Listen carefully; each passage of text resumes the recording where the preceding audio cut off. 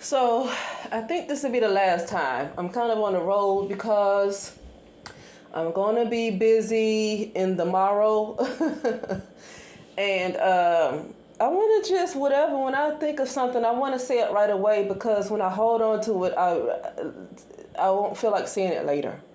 I'm one of those kind of people. Like if I was a writer and I wrote music, I need to write it down right then and there. Don't need to stay up in there and then I need to get somewhere in the studio and start recording. I know that'll be me right there. But anyway,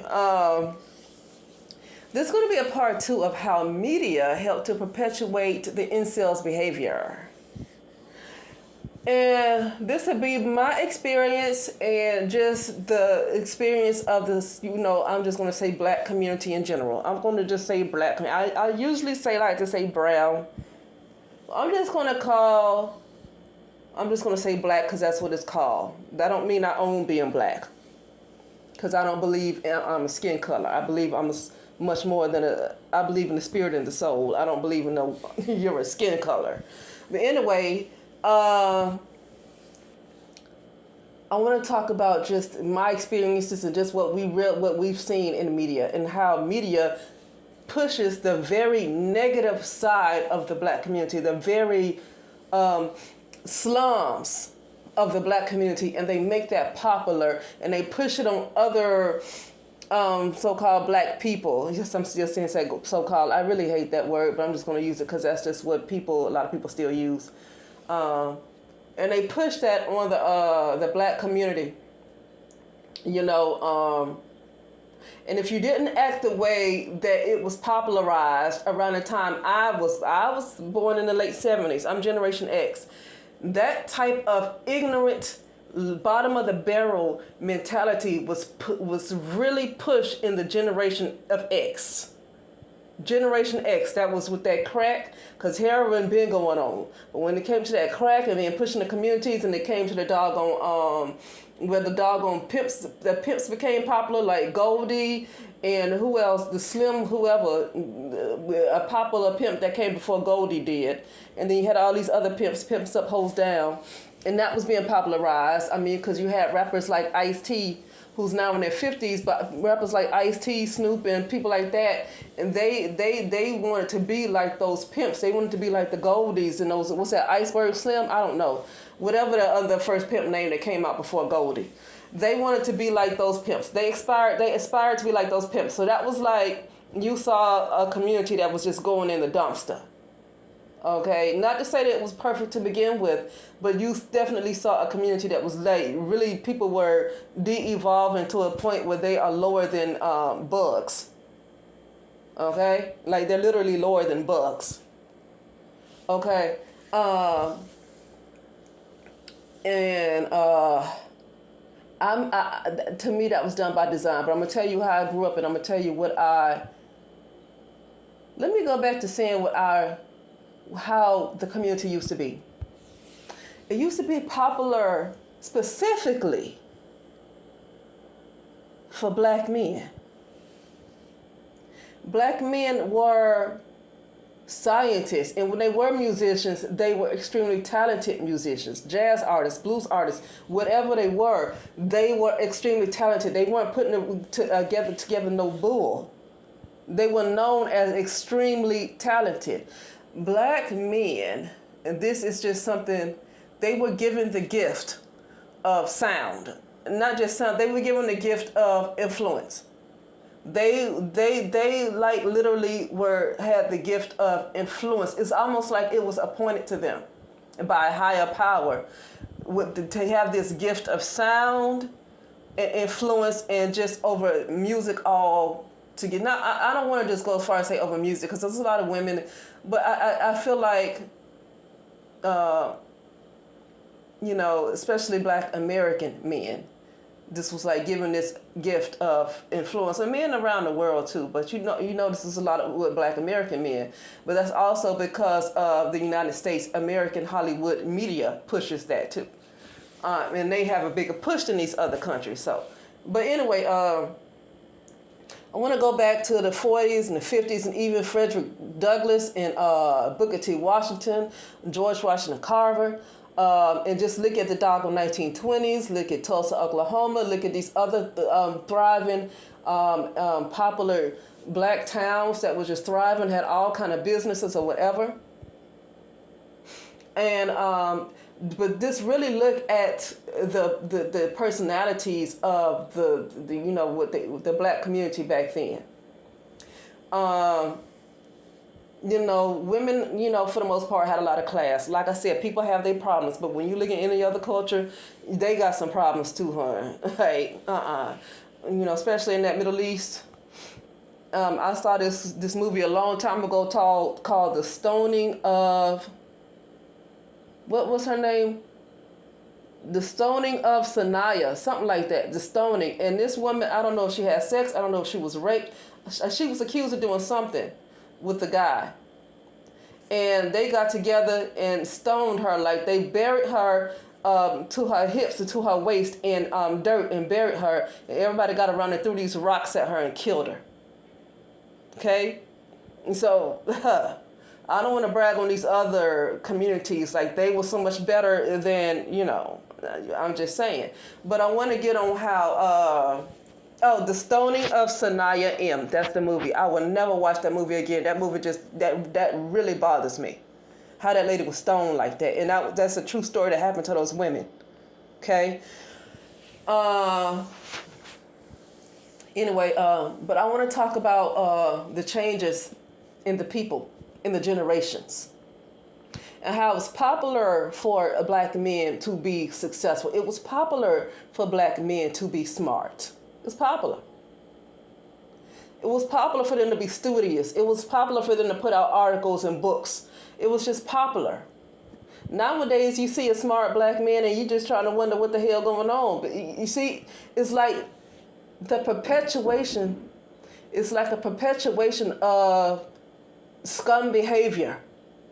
There's a perpetuation of ignorance. Like, in order to be black, you got to be ignorant. That's not what was being pushed back then. And I get the still black men were violent back then. I still get the black people had their problems. And I'm not by any means a pro-black person, but I can still see the difference in what's going on in the timelines here. Okay? I don't believe in being pro-black because I believe people have their own path and their own destiny. I don't believe in a whole community. I don't believe in that anymore. I don't do that. I believe everybody have their own destiny.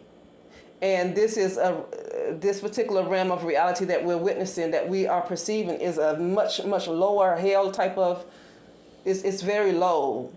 And this is not a realm that I would want to try to gather people and get them to get along in. Because the bottom line is a lot of people's vessels are run by lower entities. So this is not a particular type of reality that I try to get everybody to get along. Okay? But anyway,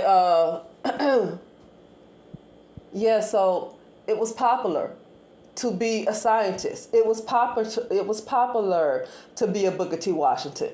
It was popular to be a George Washington Carver, a researcher, a scientist, a geneticist.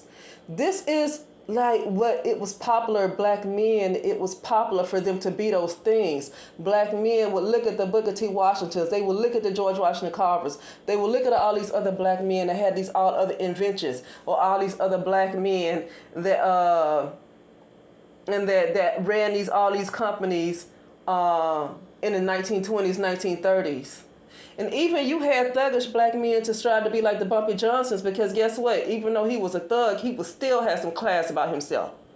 He was still sharp and wearing suits. Those women were still, I don't care if they were boosters, whatever they was, whores, whatever you want to call them, madams, they were still sharp. They still had a sense of pride about themselves. They just come from class. Black people were just classy. See, they want to keep showing, media want to keep showing the slavery side. They want to keep showing the Jim Crow side. They want to keep showing where black people were, what you call those, when they put on performances for white people, what you call that? Chitlin circuit. They know, that's what, black people had class. Black people, for the most part, had some kind of love about themselves. They had something about themselves. Okay? And even like in the projects, like people who was born in the 40s and the 30s, that even grew up in the projects. The projects around that time, they said it was fun. They said the projects was popular. It was not something that was a negative. It was fun. People liked the projects. You know why? Because they were a group of people around that time that had some pride about themselves. So like the projects weren't, when you look at some of the what you call poverty, impoverished in black neighborhoods, you will look at and see those same kind of apartments and those same kind of houses in Germany. You will see some of those same, and you will see worse looking apartments in Germany and in Russia and other places, but those people are not violent. They're not violent. Now I'm not bragging on them, but I'm just saying there's a agenda definitely of poverty being pushed all the time on black Americans, so-called black Americans. I hate that, but anyway.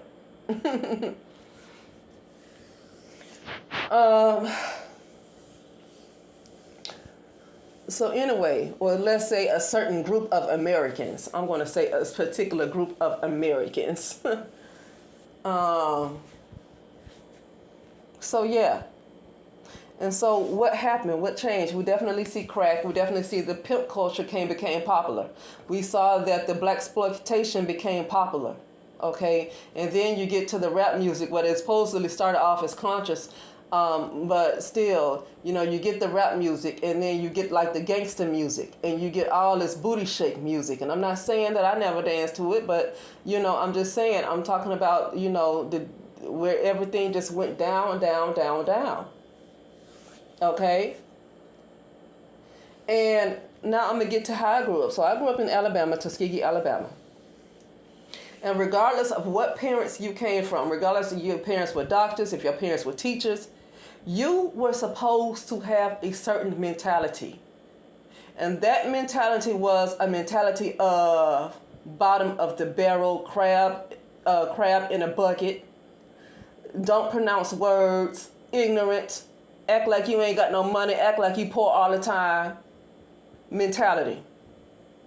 And let me say act like you poor all the time, because you don't have to have a lot of money, but you don't have to just dwell on it.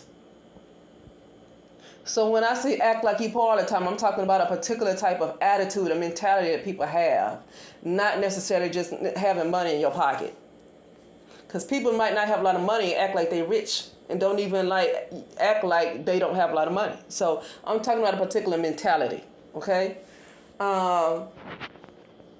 And when I was growing up, when I was in grade school, like I said, I was born in the late 70s. When I was in grade school, growing up in Tuskegee, Alabama is, at the time, I don't know what it looked like now, I haven't been there in years, but at the time it was like 99% black. 99% black. And you just had to be ignorant. You just could not act any other way besides ignorant in order to have your black card. Okay? Or you were accused of acting white.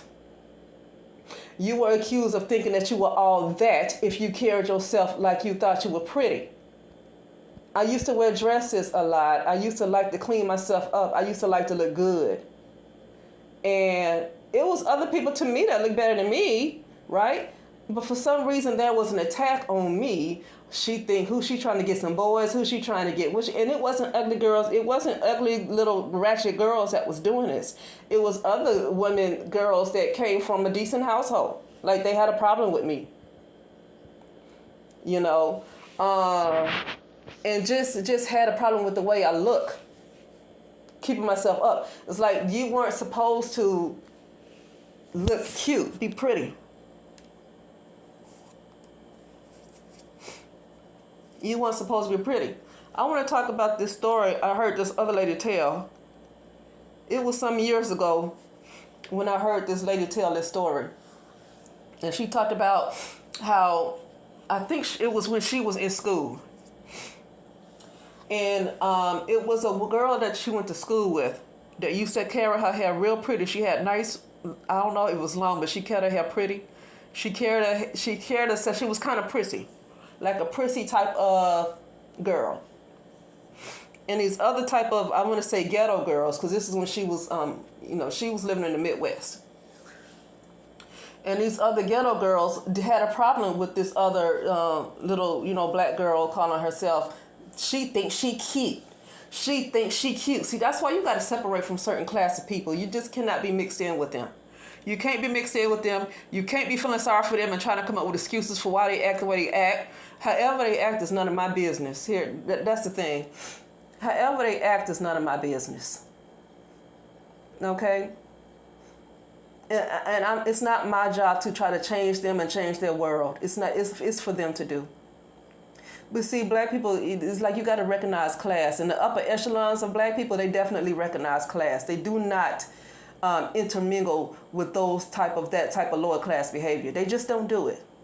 And that's why. Let me tell you what happened to this girl. According to this lady's story. So one day these girls were so jealous of this girl that they thought was prissy, and they thought that she just thought she was cute and she thought she was better than everybody, that they beat this girl up. I don't know if they got her at the school or what happened, but they beat this girl up. They cut her hair and they slashed her face. All because they were so upset over because she thought she was pretty.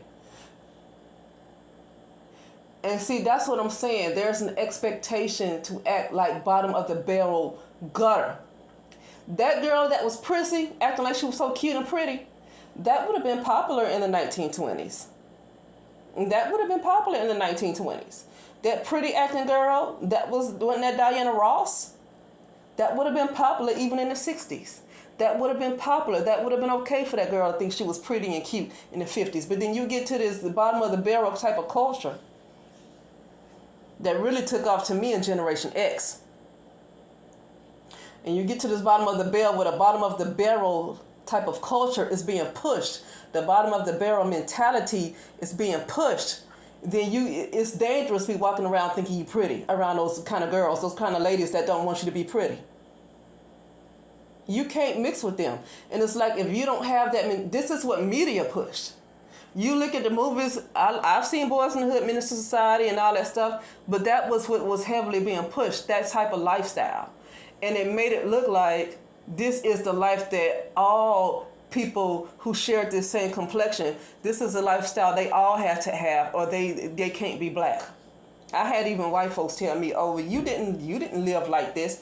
I mean, like they literally felt like, well, I'm more black than you because I didn't have the lifestyle that they felt like I should have had, right? Because media pushed a bottom of the barrel mentality, and they pushed a poverty life among black people. And if you were not impoverished your whole life, you can't be black. And even you have people of other cultures feel that same way. If you grew up any other way besides impoverished, something is wrong. They're shocked. They're shocked. Okay? That's not what was pushed in the 20s. That's not what was pushed in the 30s and 40s. Black people lived good, and it was expected for a lot of them to live good. And you had other classes too, but that wasn't being heavily pushed. See, what we saw when we look at videos of the 20s and 40s, we see the best of even the dancing. What you call that? The swinging. I want to call swinging like the couple swing, but it's not swingers, but like the way they jumping around and doing all this acrobatic type of dancing. I mean, they had some class. And this is what I saw a lot of from those years. Now, switch to 1980s, 1990s, 2000s. It's a lot of booty shake. It's like nothing wrong with booty shake, but they making popular a very type of ratchet ghetto. They're pushing the ghetto and the ratchetness and the thuggery and all this stuff and the ignorance and just, the lack of education on a group of people, on an entire group of people. The single motherhood, the welfare, pushing that on an entire group of people now. And this is what media push around the world. This is what media push around the world. And because media has pushed that type of stuff around the world, and that black girls were supposed to act like the way the rap songs say they were supposed to act. And because that was pushed around the world, even in your own community, you could not be other than what they were putting in rap music. You could not be anything other than what they were putting in the movies, how they wanted to portray the people in the movies. You could not be anything different. You could not be anything different than the gangs on the street. You had to be like them. And literally everywhere, but I'm going to say specifically Los Angeles. Like a lot of those boys were child soldiers. They were forced to be child soldiers, just like in certain parts of Africa. A lot of these young guys were forced to be child soldiers. I've heard so many stories, and I've seen it in Tuskegee too. And that's why a lot of those mothers sent their sons to private school, because they were forced to be in gangs. Even when they didn't want to be in gangs, they were forced to be in gangs, right? I know it's a story when I was still doing my home health, occupational therapy, home health, doing therapy on a lady. I forgot what happened to her. I don't want to lie, but I was doing therapy with a lady in her house, and she was like in Los Angeles, but she was like in close to look like the suburbs. Like a middle class type of area. It's not like a poor area, but it's like middle class, like you're doing all right. Like your mother could have been a teacher and your father could have been what else? Like some other different, like maybe a professor. So you know what I mean? Like wasn't rich, but it was, that part of Los Angeles where it wasn't poor, but it was like that middle class type of stuff. And so she was talking about her son at the time. I think he might have been 16. I don't know how old he was. But he kept telling her about how they kept trying to force him to join the gang, and he didn't want to join the gang. And they kept trying to force him to join. He kept saying no. He kept expressing this to his mother. One day, she sent her son to the store to get something from like a store, like a little convenience store, not too far from that house. And little bit later, she looked on the news where a young little boy was shot, and a young teenage boy was shot and killed, and it was her son, all because he didn't want to join a gang. You weren't forced to join gangs in the 20s. Young men wasn't forced to join gangs in the 30s, were they? But now you have a media from the 80s, probably from the 70s, 80s, 90s, 2000s, where the youth, the young men in these communities are forced, even against their will, to join gangs, or else they're going to be killed. The young boy was killed because he did not want to join the gang. This was in Los Angeles. But I'm from Tuskegee, and it happens over there too. Okay, it happens over there too. This gang called Folk over there, Folk. And I think the female version was Disciple Queens. Okay. So that kind of culture was being pushed.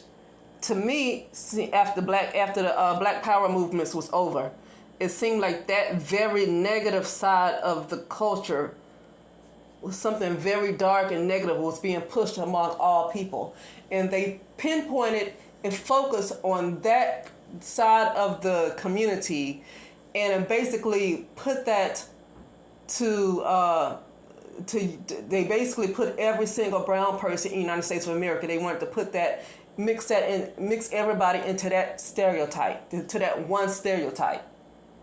And so if you act anything different than what the media pushed out there as that particular stereotype, then what's wrong with you? You don't act like you're black. You see what I'm saying?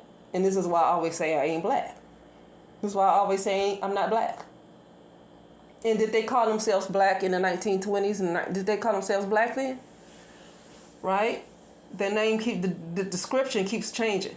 But that's a different story. I'll let Dane Calloway talk about that. But anyway, that'll be it, and I'll talk later.